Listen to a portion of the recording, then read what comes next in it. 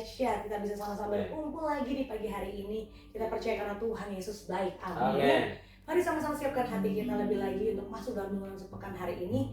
Kita sama-sama sembah Tuhan, puji Tuhan lebih lagi.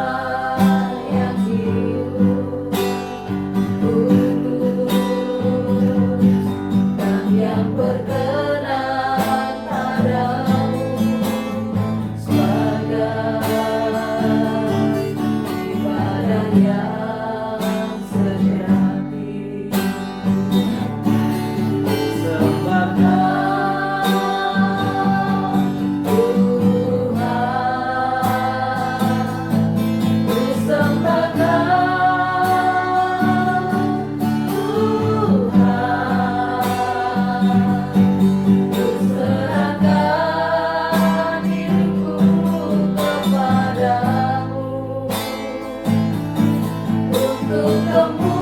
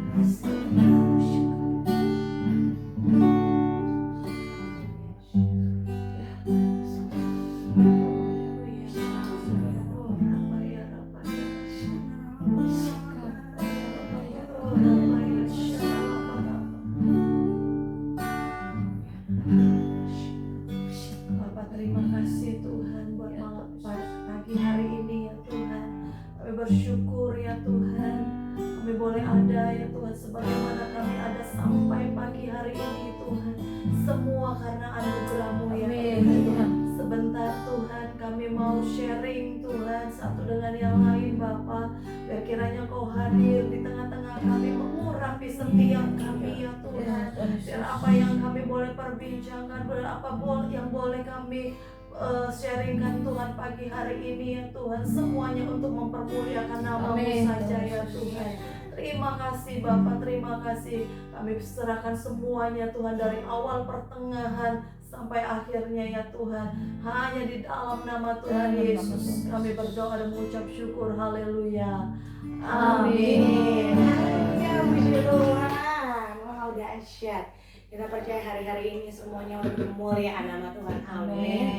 Haleluya. Hari ini aku Anggi nggak sendirian. Hari ini ditemani dengan Kul Tanah Tinggi. Puji Tuhan. Shalom. Wah, kali ini dengan siapa? Saya Ibu Eva Ola dari Kul Tanah Tinggi. Saya Uli. Saya Bangun Sibuya dari Kul Tanah Tinggi. Puji Tuhan. Hari ini yang lainnya Kul Tanah Tinggi dan topiknya juga luar biasa pastinya. Hari ini kita mau sama-sama belajar tentang karakternya Kristus pastinya, yaitu adalah buah roh. Mungkin kalau orang sekolah minggu juga familiar banget tentang buah-buah roh. Ada 9 buah roh yang harus kita sama-sama miliki hari-hari ini. Dan hari ini akan dibahas lebih dalam lagi di tempat ini, di tunasubkan kali ini, tentang bagaimana kita bisa menuai, apalagi ini di tahun 2025 ya, tahun penuaian. Jadi jangan sampai nggak menuai dalam hati ini. Jadi kita akan bahas tentang bagaimana kita sama-sama menuai buah roh di tahun ini. Amin. Mungkin aku mau ngobrol sedikit pertama-tama gitu ya. Mungkin sebelum kita bahas lebih dalam, apa sih yang dimaksud dengan penuaian buah roh itu sendiri gitu? Mungkin boleh silakan dari Pak Bang dulu nih. Apa sih sebenarnya ini? Penuaian roh, buah roh itu adalah manifestasi daripada Kristus yang diberikan kepada orang-orang percaya. Betul. Jadi seperti itu. Ya kita tahu ya buah roh itu adalah bagian daripada ya kasih. Ada 9 yang perlu kita ketahui, yaitu tadi kasih, sukacita, damai sejahtera, kelemah lembutan, bahkan kesabaran, kemurahan, bahkan penguasaan diri itu. Jadi memang buah roh itu sendiri adalah pemberian daripada Tuhan sendiri kepada setiap kita orang percaya, seperti itu. Amin, puji Tuhan. Apalagi kalau kita bilang buah roh ya Pak Bangun, ya seperti yang tadi Pak Bangun bilang, itu tuh pemberian Tuhan sendiri, karena Tuhan sendiri udah menjadi teladan buat kita dalam 9 buah roh ini gitu. Oleh sebab itu kita sama-sama belajar tentang bagaimana kita bisa sama-sama seperti Tuhan Yesus menuai buah roh. Mungkin dari Bu Uli, bagaimana nih Bu Uli? Ya, buah roh itu sebenarnya nggak bisa kita buat-buat ya, gitu. Dari Roh Kudus sendiri yang memberikan kepada kita melalui perubahan hidup kita, gitu. Saat kita mengenal Tuhan lebih lagi, kan kita punya kerinduan ya. Nah, di situ Roh Kudus, waktu kita terima pengurapan Roh Kudus sendiri yang mengajari kita, gitu. Mengajari kita tentang kasih, mengajari kita tentang kesabaran, mengajari kita tentang kelemah lembutan, bahkan penguasaan diri tadi dibilang tadi kan. Nah, itu Roh Kudus yang mengajari kita. Jadi kalau setiap hari itu gunanya kita minta sama Roh Kudus, biar Roh Kudus yang terus memperbaharui kita, biar Roh Kudus yang terus pimpin hidup kita. Jadi buah-buah roh itu akan ada di dalam kehidupan kita. Seperti itu. Benar banget. Apalagi harus dipimpin oleh Roh Kudus sendiri gitu ya, untuk menjalankan buah-buah roh ini. Kalau dari Bu Eva Ola sendiri gimana? Sama kayak Bu Uli ya, kita namanya menjalani kehidupan kayak begini ya harus ada sukacita juga. Kalau nggak ada sukacita, buah roh itu nggak akan bisa jalan, gitu kan. Apalagi kehidupan sukacita, terus kesetiaan juga, namanya apalagi kayak di rumah tangga harus setia, betul kan. Namanya sama anak, sama suami, harus sabar juga. Sabar, benar-benar sabar. Haleluya. Karena buah roh itu adalah keseharian gitu ya. Mungkin tadi di rumah tangga bisa, mungkin di sekolah nih, anak-anak masih sekolah, di sekolah bisa, di pekerjaan juga bisa. Dimanapun kita harus sama-sama mencerminkan buah roh itu sendiri. Mungkin seperti yang tadi Bu Uli bilang, kita nggak bisa jalan sendirian untuk melakukan buah-buah roh ini, tapi perlu tuntunan Roh Kudus. Nah, melihat tadi bagaimana buah-buah roh itu dalam hidup kita, bagaimana sih kita bisa dalam kehidupan kita sehari-hari menghasilkan buah-buah roh itu sendiri? Apa yang harus kita lakukan? Mungkin seperti itu. Mungkin kalau tadi dari Pak Bangun, saran dari yang tengah dulu, dari Ibu Uli, bagaimana sih kita dalam kehidupan kita gitu ya, untuk kita menghasilkan buah roh. Yes. Oke, kita buka dulu ya ayatnya ya. Itu ada di Markus 4 ayat 3 sampai 7. Nggak afdol kalau kita nggak baca firman Tuhan kan? Boleh dibaca nggak Bu Eva? Haleluya. Ya. Markus 4 ayat 3 sampai 7. Bu Eva udah dapat? Dah. Oke, boleh dibaca. Dengarkanlah, adalah seorang penabur keluar untuk menabur. Pada waktu ia menabur, sebagian benih itu jatuh di pinggir jalan. Lalu datanglah burung dan memakannya sampai habis. Ayat kelima, sebagian jatuh di tanah yang berbatu-batu, yang tidak banyak tanahnya. Lalu benih itu pun segera tumbuh karena tanahnya tipis. Ayat ke-6, tetapi sesudah matahari terbit, layulah ia dan menjadi kering karena tidak berakar. Ayat ke-7, sebagian lagi jatuh di tengah semak duri. Lalu makin besarlah semak itu dan menghimpitnya sampai mati hingga ia tidak berbuah. Yes, amin. Jadi kalau untuk kita menghasilkan buah roh tadi itu berarti kan kita tuh harus punya bejana hati kita yang baik dulu gitu. Gimana firman Tuhan itu bisa tumbuh dan berakar kalau kitanya, pribadi kita, hati kita tidak seperti tanah yang subur ini tadi kan. Jadi tadi kan ada yang kita baca, ada yang jatuh di pinggir jalan, ada yang berbatu-batu, ada yang di semak duri, dan ada yang di tanah yang subur gitu. Untuk dia seperti benih aja, kalau misalnya itu di tanah yang subur, dia akan tumbuh dengan baik. Tapi kalau dia benih itu jatuh di yang berbatu-batu tadi dikatakan, dia tidak akan bertahan lama. Gitu, ada matahari, dia langsung layu. Nah, seperti itu. Jadi kita harus punya hati, bejana hati kita yang baik dulu. Dasarnya dari bejana hatinya sendiri gitu ya. Kalau dari Bu Eva Ola sendiri bagaimana Bu? Kalau menurut pribadi aku ya memang harus intim sama Tuhan dulu. Ya. Intim sama Tuhan, terus berdoa, itu sih. Baca firman gitu ya, Tuhan. Karena kan kalau kita mau melakukan buah roh, yang tadi sebelum kita melakukan buah roh, kita menyiapkan hati kita dulu. Keintiman kita itu akan memperlihatkan buahnya juga. Jadi kalau belum intim, belum baca firmannya, gimana tahu tentang isi hatinya Tuhan itu apa gitu. Mungkin Bapak yang melengkapi dari yang disampaikan. Jadi kalau bagaimana cara kita menerima buah roh itu ya, yang pertama ya sumbernya adalah firman Tuhan. Karena kita memang ya seperti yang dibilang Bu Uli tadi, ya pertama itu kita harus menerima firman itu dulu. Nah, dengan cara bagaimana? Ya itu tadi, kita merenungkannya. Nah, bagaimana kita untuk bisa melakukan kalau tanpa kita mengetahui ya melalui pembacaan firman Tuhan, ya pasti timbul iman kan. Nah, bukan hanya iman saja, tapi untuk menghasilkan buah itu kan ya perlu ya kita merenungkan dan melakukannya kan, seperti itu. Yang kedua, kita harus membiarkan firman Tuhan itu berakar dalam kehidupan kita. Nah, jadi bukan hanya kita ini udah tahu dapat firman nih, nah kita renungkan, tapi kita memang harus firman itu berakar. Dan bagaimana satu buah itu bertumbuh baik kalau akarnya tidak ada? Pasti kan seperti itu. Jadi memang perlu ya kita berakar dalam firman itu sendiri, firman kebenaran itu. Ya, itu yang harus kita lakukan. Yang ketiga, senantiasa menghasilkan buah dalam kesabaran. Kita harus sabar menantinya. Jadi sebuah pohon itu kan tidak serta-merta langsung berbuah. Jadi kita harus memiliki satu proses di dalam untuk menghasilkan buah itu tadi. Ya, tadi kan ada yang pertama tadi saya bilang kan kita harus memang dulu firman, terima firman itu dulu. Nah, setelah kalau udah kita terima, otomatis kan tuh bagaimana untuk menerima itu harus kita tumbuhkan berakar. Nah, jadi suatu pohon yang tidak berakar itu tidak akan bisa bertahan lama, dan kita tidak akan mengalami satu menantikan buahnya. Dari yang ketiga tadi saya bilang kan kita harus sabar menanti dalam untuk mendapatkan buah dari kebenaran itu, yaitu buah-buah roh itu tadi. Ada proses yang harus kita lakukan dalam kehidupan kita. Seperti itu. Ya, benar-benar banget. Apalagi yang tadi Pak Bangun bilang, 3 hal ini penting banget gitu ya. Karena nggak mungkin ada pohon kalau nggak ada benih yang diberikan dulu. Kan sebab itu firman Tuhan tuh penting banget gitu ya. Untuk kita sama-sama belajar mengerti apa yang mau Tuhan lakukan hari-hari ini. Iya. Kalau udah punya benihnya seperti yang Bapak Muli bilang gitu ya, berarti harus punya siapin bejana yang baik juga seperti yang Muli bilang, hatinya harus benar, harus di tanah yang subur biar bisa berakar. Lalu menunggu prosesnya, mungkin seperti yang Bapak Muli bilang, proses itu nggak ada yang sebentar gitu ya. Mungkin nggak ada yang hari ini emosian, besok tiba-tiba langsung jadi orang yang paling sabar yang ada di dunia. Semua berproses gitu ya, seperti Bapak Muli bilang, proses itu sabar. Jadi emang kita berproses, mungkin beda-beda prosesnya, tapi perlu kesabaran gitu ya.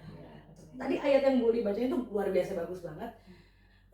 Ada nggak sih perbedaannya dari apa sih antara di pinggir jalan, di tanah berbatu, di tengah semak berduri, di tanah yang subur, terus contoh konkretnya dengan kehidupan kita gitu ya sehari-hari itu apa? Mungkin boleh dari Bu Eva Olan. Kalau yang pertama ya kayak yang yang di pinggir jalan gitu kan.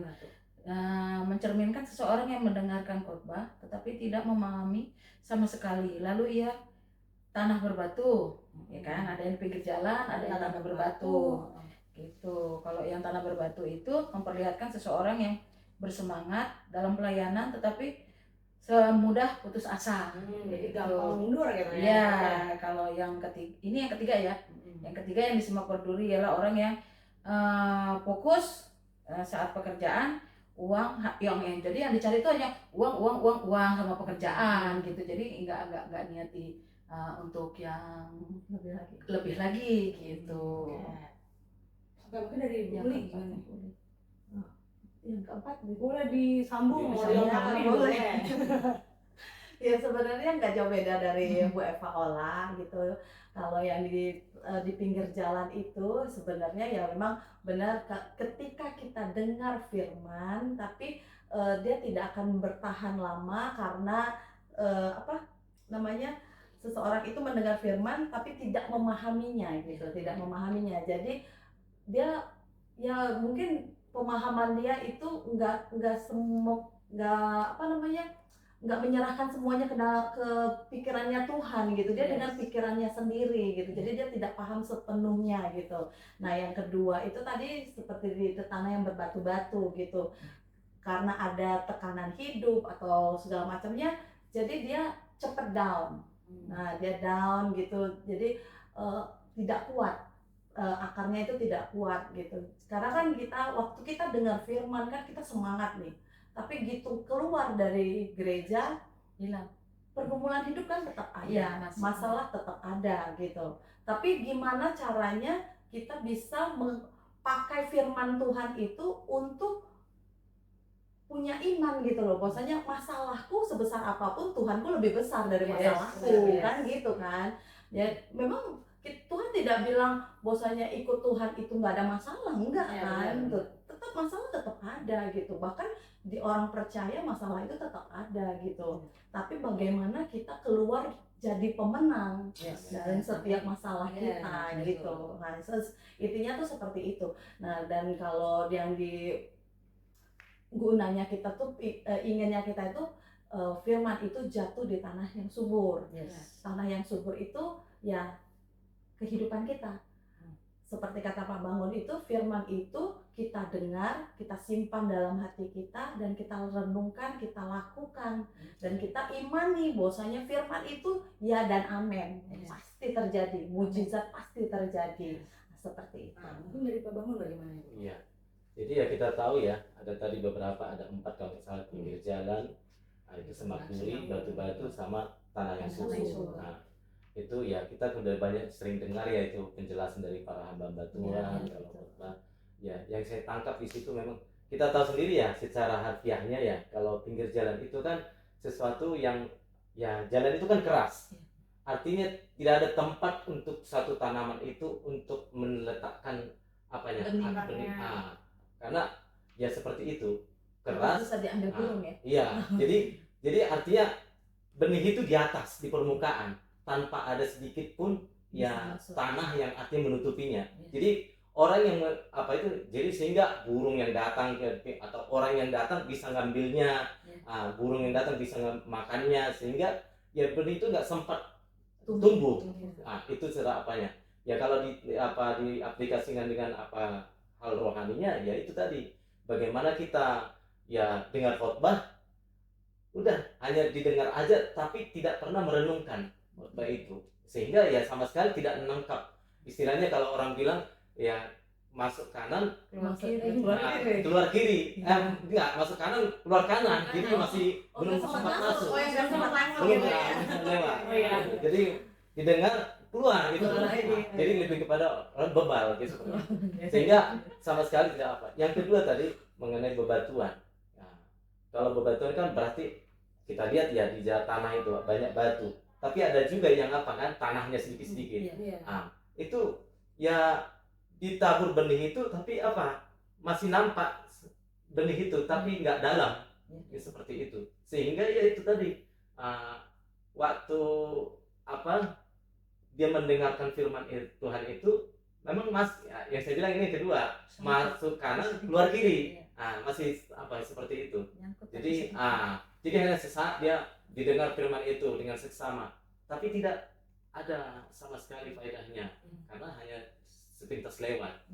Sedangkan semak berduri ini seperti ini, ada duri ada semak-semak kita tahu ya, yaitu itu kalau dalam hal apanya rohaninya seperti ini, orang yang mendengar firman tapi datang banyak cobaan himpitan dalam kehidupan kita, itu yang membuat dia tawar ya tidak percaya sama Tuhan padahal dia udah dengar firman nih, udah sempat disimpan dalam hatinya sesaat tapi karena ada himpitan kehidupan kita itu sehingga membuat dia nggak percaya dengan firman yang dia terima, sehingga apa? Yaitu layu karena himpitan daripada tadi semak duri tadi. Tapi ini yang paling penting bahwa memang kita harus sebagai orang percaya bahwa firman itu harus ditanam ke dalam hati yang subur, dari tanah yang itu lembut. Seorang petani kalau untuk mendapatkan hasil yang baik kan dia akan mempersiapkan tanahnya, wadahnya, baru tanahnya ditimbun. Di situ baru itu dalam aplikasinya bahwa kita mendengar firman itu bukan hanya mendengar, kita merenungkan firman itu bukan hanya merenungkan, tapi kita melakukan firman itu sehingga menjadi kehidupan gaya hidup kita sebagai pelaku firman seperti itu, sehingga dia berakar bagus, tumbuh bagus, berbuah lebat, manis. Bukan hanya lebat tapi manis, itu isinya. Jadi jangan lupa harus manis. Seperti itu. Benar banget seperti yang tadi bilang bahwa anak-anak Tuhan hari-hari ini harus menghasilkan buah yang gak sekedar buah aja nih, tapi menghasilkan buah yang manis yang bisa dinikmatin orang. Kalau buahnya nggak ada rasanya mungkin orang-orang jadi nggak ada yang mau ke pohon itu juga. Yang asam ya. Apalagi yang asam. Mungkin yang di rumah yang suka asam mungkin lebih milih asam gitu ya. Oke. Mungkin hari-hari ini kita udah belajar tadi bagaimana ada 4 tipe tanah berdasarkan firman Tuhan gitu ya. Tapi kita percaya setiap yang baik di tempat ini maupun yang di rumah kita mau sama-sama seperti tanah yang subur. Amin. Kita mau sama-sama bertumbuh, berakar sampai berbuah dan jadi berkat gitu. Amin. Mungkin bagaimana nih kita bisa menghasilkan buah-buah itu yang baik dan menjadi tanah yang subur hari-hari ini. Apalagi seperti yang tadi Pak Bangun bilang, kita nggak bisa bilang kalau di tanah yang subur berarti nggak ada himpitan, nggak ada yang lain, nggak juga gitu ya. Tetap aja namanya manusia ada aja dengan cobaannya, dengan hal ini dan itu pasti ada himpitannya seperti di semak berduri. Tapi responnya pasti beda karena punya tanah hati yang benar. Gitu. Mungkin dari Pak Bangun bagaimana? Jadi kita harus tahu kita menerima firman itu dengan hati yang terbuka. Jadi benar-benar kita itu excited gitu. Jadi kalau kita dengar firman, kita memang kuncinya di hati kita ini. Kalau kita saya bilang tadi, Anggi bilang tadi, respon hati kita itu udah membuka hati kita untuk firman itu masuk ke dalam hati kita, bagaimana kita untuk bisa merenungkan firman itu sendiri kan enggak. Apalagi kita untuk melakukannya, itu enggak akan terjadi. Jadi memang yang pertama itu memberikan membuka hati, firman itu kita terima dengan hati yang terbuka, seperti itu. Yang kedua, kita harus membaca dan merenungkan firman itu. Jadi udah masuk ini, firman itu udah ada nih di dalam kehidupan kita. Harus kita benar-benar kita renungkan. Apa ya contoh khotbah? Ini udah kita dengar khotbah. Apa ya rema yang dari khotbah itu? Renungkan itu. Kita renungkan firman itu sehingga apa? Dengan kita merenungkan itu berarti kita akan dapat satu rema dari firman yang kita dengar. Kalau udah itu rema, berarti kita bisa mengaplikasikan firman itu toh. Ya. Bisa kita artinya melakukannya. Memang ya step by step. Ya. Makanya firman Tuhan katakan kan, apa yang kamu tahu firman ya harus kita lakukan. Sedikit yang kita tahu kita lakukan. Banyak kita tahu banyak dituntut. Banyak dituntut. Yang ketiga itu kita harus berdoa. Bukan karena saya bilang bukan karena kuat gagah kita untuk bisa melakukan firman itu, tapi kita dengan kita berserah berdoa sama Tuhan, terus kita membangun komunikasi hubungan kita dengan Tuhan. Karena apa? Kalau kekuatan kita nggak akan bisa melakukan firman itu sendiri. Makanya gitu, kita berdoa minta Tuhan yang pimpin kita, Tuhan yang nuntun kita. Melalui apa? Hubungan kita dengan Tuhan. Kita berdoa, muji Tuhan, kayak tadi kita muji Tuhan, nyembah Tuhan. Maka disitulah Tuhan akan memberikan kita satu kekuatan untuk bisa melakukan firman itu sendiri. Seperti itu. Bagaimana kalau menurut Bu Eva Mulani? Untuk bagaimana kita menjadi tanah yang subur hari-hari ini? Melihat bahwa kita ini kan prajurit-prajurit Tuhan di tahun penuaian apalagi. Gimana kita menjadi tanah yang subur untuk menghasilkan buah-buah yang tadi nggak sekedar buah aja, tapi buah yang manis. Harus lebih banyak baca firman Tuhan, berdoa, baru menjangkai jiwa-jiwa. Iya, kita kan nggak bisa sendiri, tetap harus andalkan Tuhan. Apapun ceritanya, apapun masalahnya, tetap harus mengandalkan Tuhan. Iya, benar banget. Apalagi tadi Bu Eva bilang kalau nggak bisa, kok langsung menjangkau jiwa dulu. Bukan, tapi kitanya dulu kita sendiri dulu. Karena sebelum kita mulai, kita mau jangkau jiwa, nanti malah mereka yang kayak udah tahu kok kita firmannya gitu. Kita yang malah salah lagi gitu. Betul. Ya. Jadi harus tahu dulu firmannya apa, dan jangan lupa tetap andalkan Tuhan. Kalau dari Bu Uli sendiri bagaimana? Ya kurang lebih ya sama, cuman ya memang sedikit tahu harus kita praktekkan.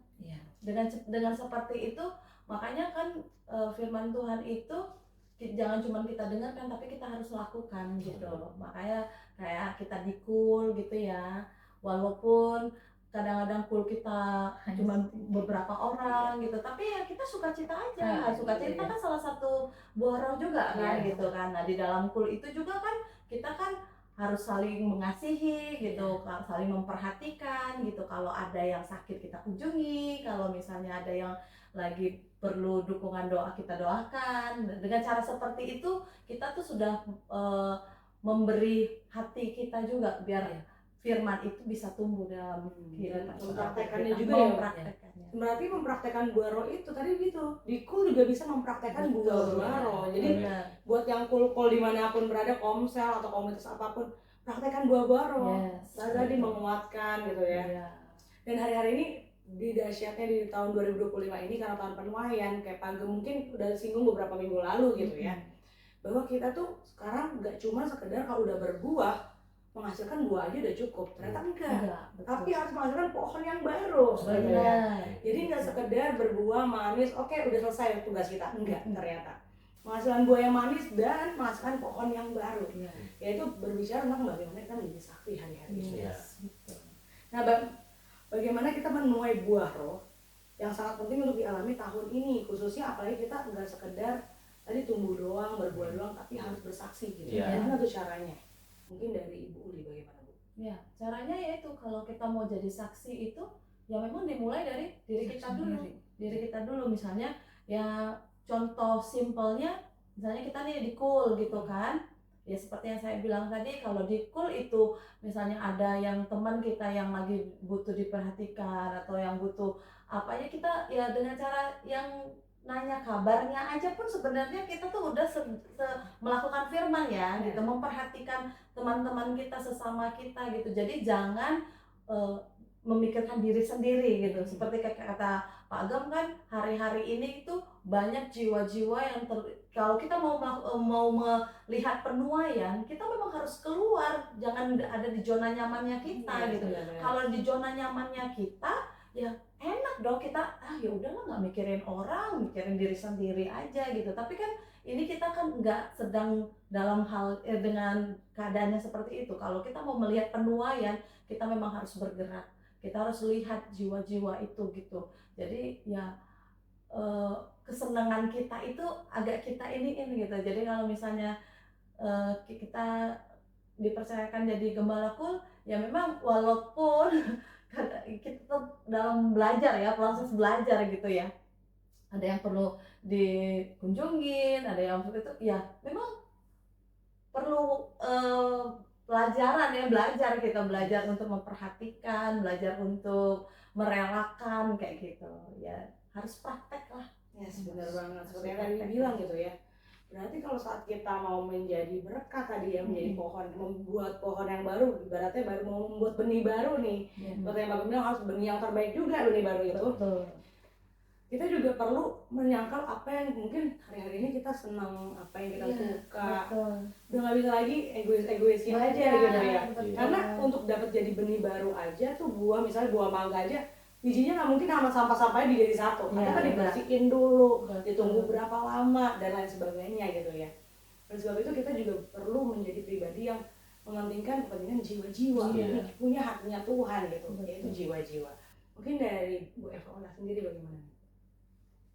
Kalau menurut saya memang iya, namanya kayak begitu kita harus nih pribadi kita bentuk dulu, habis kita bentuk baru kita nanti salurkan ke marketplace. Kayak pribadi saya sebenarnya banyak penolakan, kayak di marketplace kan saya pekerjaannya di pasar ya, menjangkau jiwa-jiwa orang-orang pasar itu nggak gampang, apalagi kita yang minoritas ya, minoritas, dan kita menjangkau jiwa-jiwa orang-orang pasar itu harus memang step by step, pelan-pelan gitu, nggak langsung ini loh kita mau nggak kayak jualan kan gitu ya kan.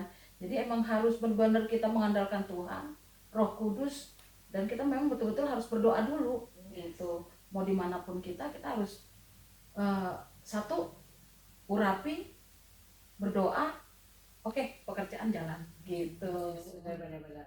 Tadi Bu Eva Ola bilang dalamnya dulu nih, karena Iya. lagi mau jangkau orang, mereka kan lihat kitanya juga Iya, gitu betul, ya. betul. Nggak bisa kita bilang kamu harus sabar tapi kita marah-marah, itu belum Iya, bisa gitu betul, ya. betul. Makanya kita harus benar-benar bagaimana diri kita hari-hari mempraktekkan buah-buah roh sehingga kita bisa menghasilkan buah yang baru, benih yang baru, dan pohon yang baru gitu.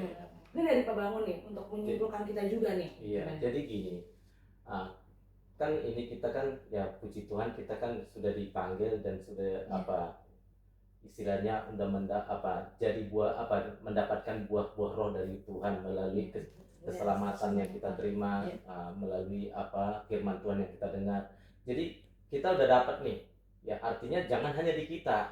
Jadi memang harus bagaimana seperti ya pesan Pak Gembala itu, jangan hanya buah itu kita makan sendiri. Itu bagaimana buah itu ada ya dibagikan, benih itu dibagikan ke orang, sehingga kalau benih itu dibagikan otomatis kan jadi menghasilkan pohon-pohon yang baru seperti itu. Ya, jadi seperti itu. Jadi memang kesaksian hidup ya. Yang pertama itu ya kesaksian hidup yang baik. Ya kan ada kesaksian hidup yang nggak baik juga. Jadi memang benar kesaksian hidup yang baik. Bagaimana kita sebagai orang percaya yang telah diselamatkan itu harus menjadi suratan yang terbuka yang bisa dilihat orang kehidupan kita, sehingga mereka belum melihat ada apa ini kok beda, tampil beda ini. Jadi mereka bertanya, disitulah kesempatan kita untuk bersaksi menjelaskan bahwa memang ya kebaikan Tuhan itu begitu luar biasa kita terima. Seperti itu. Kita dulu mengarahkan pengaruh positif kepada semua orang. Jadi kita itu tidak hanya jadi teladan itu tadi. Kita harus jadi teladan bagi banyak orang, bukan hanya di lingkup kita skop ya gereja, tapi kita harus keluar, tampil keluar, seperti itu. Karena untuk penjangkauan jiwa-jiwa itu kan tidak stuck hanya di kita aja.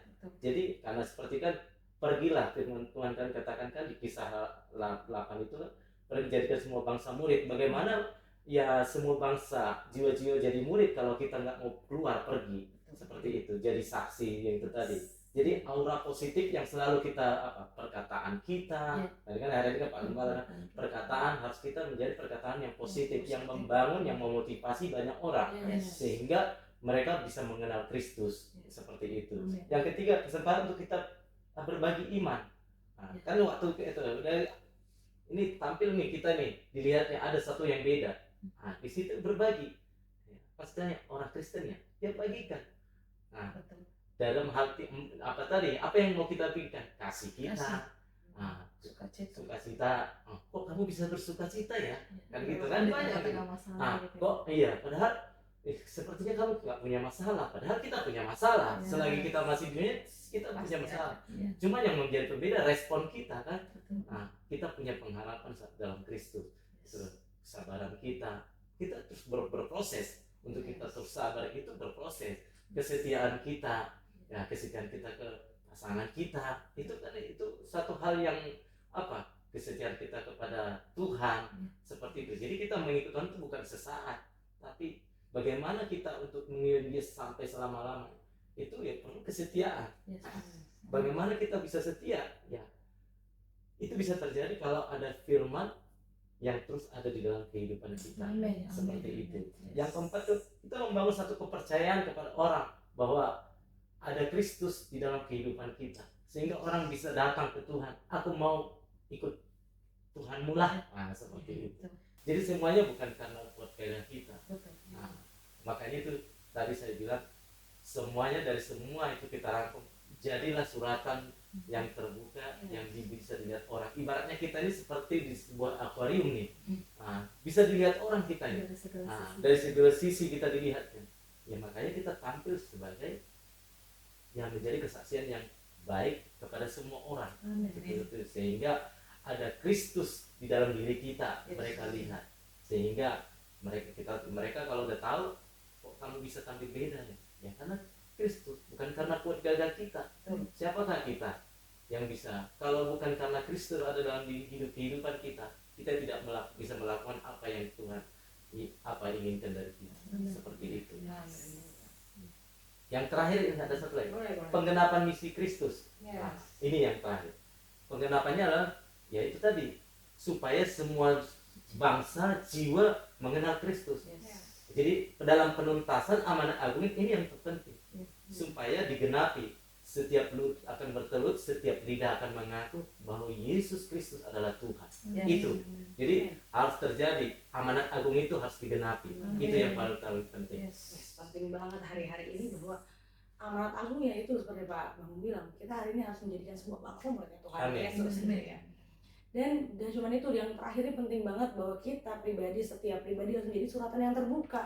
Bagaimana kita menunjukkan kasihnya Tuhan dalam hidup kita, melakukan buah-buah roh itu sendiri sehingga bisa menuai buah-buah roh. Karena kalau kita belum bisa melakukan buah-buah roh, kita akan sulit untuk bisa menuai buah-buah roh. Apalagi ini tahun penuaian. Dan sama-sama kita sama-sama terus berjuang untuk menuai buah-buah roh dalam hidup kita. Dan menjadi saksinya Tuhan lebih lagi. Mari sama-sama kita mau satu dalam doa. Kita sama-sama diizinkan. Oh, Radabaya Syakara. Oh, terima kasih Tuhan, kami sungguh bersyukur Tuhan untuk pagi hari ini Tuhan. Kalau kami boleh Tuhan sharing akan kebenaran firman Tuhan, yang kami boleh bahas bagaimana kami Tuhan menuai buah-buah roh di dalam kehidupan kami sebagai orang percaya. Tuhan Yesus, kami tahu kalau bukan Roh Kudus yang memenuhi kami, kami tidak akan menjadi saksi-Mu Tuhan. Oleh karena itu Tuhan, biarlah Tuhan, apa yang Tuhan telah panggil kami, tetapkan kami menjadi murid-Mu Tuhan. Biarlah Tuhan dari kehidupan kami ada buah-buah roh yang senantiasa kami boleh pancarkan kepada sekeliling kami, di mana kami boleh berada, baik kami Tuhan di pekerjaan, di sekolah kami, Tuhan di rumah tangga kami, di lingkungan kami boleh Tuhan menampilkan kasih Kristus senantiasa ada dalam kehidupan kami. Sehingga oleh karena kasih-Mu itu Tuhan, maka akan banyak jiwa, banyak orang boleh diselamatkan.